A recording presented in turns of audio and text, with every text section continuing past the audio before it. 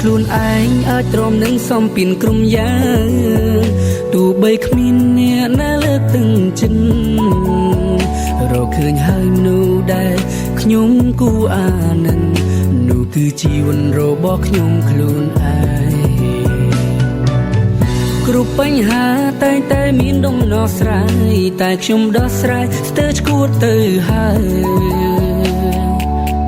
អស់ពីមួយជួលមួយមិនចេះចប់ឡើយចង់ប្រេះហើយប្រេះខួរក្បាលខ្ញុំរឿងស្នេហារឿងគ្រួសាររឿងការងារសែនវេទនានៅក្នុងអារម្មណ៍ស្ត្រេមដងកិនមិនចេញបានត្រឹមយំរួចហើយក៏ដោះស្រាយបន្តសរសើរខ្លួនឯងអាចទ្រាំនឹងសំពីនក្រុមយ៉ាងទោះបីគ្មានអ្នកណាលើកទឹកចិត្តរកឃើញហើយមនុស្សដែលខ្ញុំគួរអាណិននោះគឺជីវិតរបស់ខ្ញុំខ្លួនឯង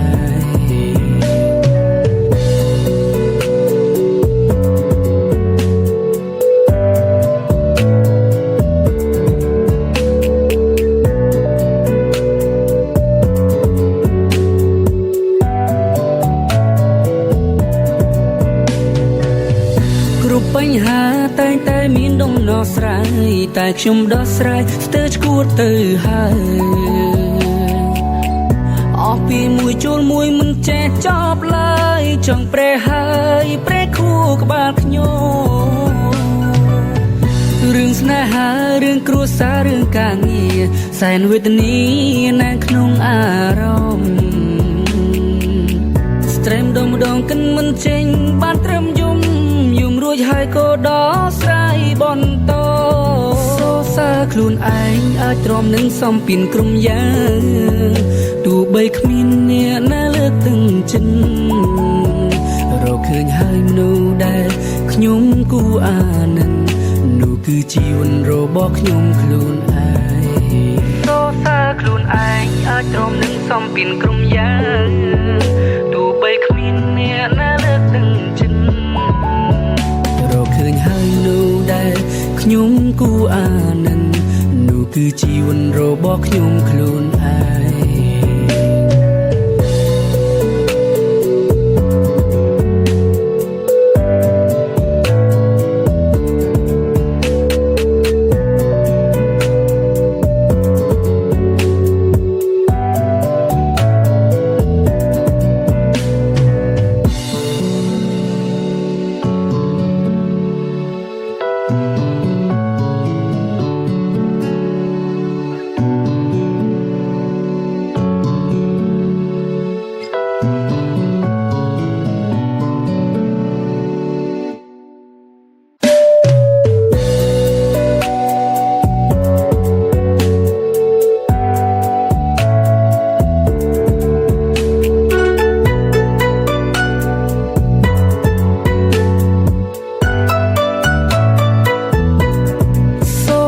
ខ្លួនឯងអាចទ្រាំនឹងសំពីនក្រុមយ៉ាងទោះបីគ្មានអ្នកណាលើកទឹកចិត្តរកឃើញហើយមនុស្សដែលខ្ញុំគួរអាណិននោះគឺជីវិតរបស់ខ្ញុំខ្លួនឯងគ្រប់បញ្ហាតែងតែមានដំណោះស្រាយតែខ្ញុំដោះស្រាយស្ទើរឈួតទៅហើយអស់ពីមួយជួលមួយមិនចេះចប់ឡើយចង់ប្រេះហើយប្រេះខួរក្បាលខ្ញុំរឿងស្នេហារឿងគ្រួសាររឿងការងារសែនវេទនានៅក្នុងអារម្មណ៍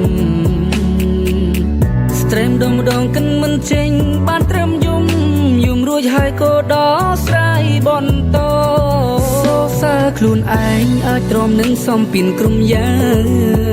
ទោះបីគ្មានអ្នកណាលើកទឹកចិត្តរកឃើញហើយមនុស្សដែលខ្ញុំគួរអាណិននោះគឺជីវិតរបស់ខ្ញុំខ្លួនឯង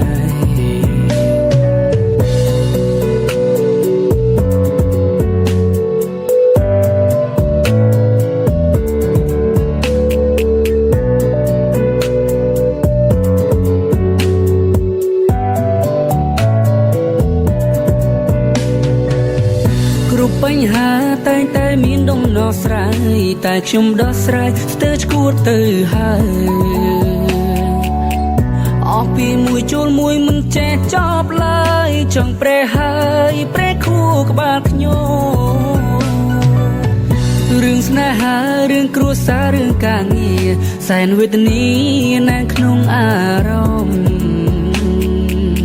ស្ត្រេមដងកិនមិនចេញបានត្រឹមយំរួចហើយក៏ដោះស្រាយបន្តសរសើរខ្លួនឯងអាចទ្រាំនឹងសំពីនក្រុមយ៉ាងទោះបីគ្មានអ្នកណាលើកទឹកចិត្តរកឃើញហើយមនុស្សដែលខ្ញុំគួរអាណិននោះគឺជីវិតរបស់ខ្ញុំខ្លួនឯងសរសើរខ្លួនឯងអាចទ្រាំនឹងសំពីនក្រុមយ៉ាងទោះបីគ្មានអ្នកណាលើកទឹកចិត្តរកឃើញហើយនោះដែលខ្ញុំគួរអាណិននោះគឺជីវិតរបស់ខ្ញុំខ្លួន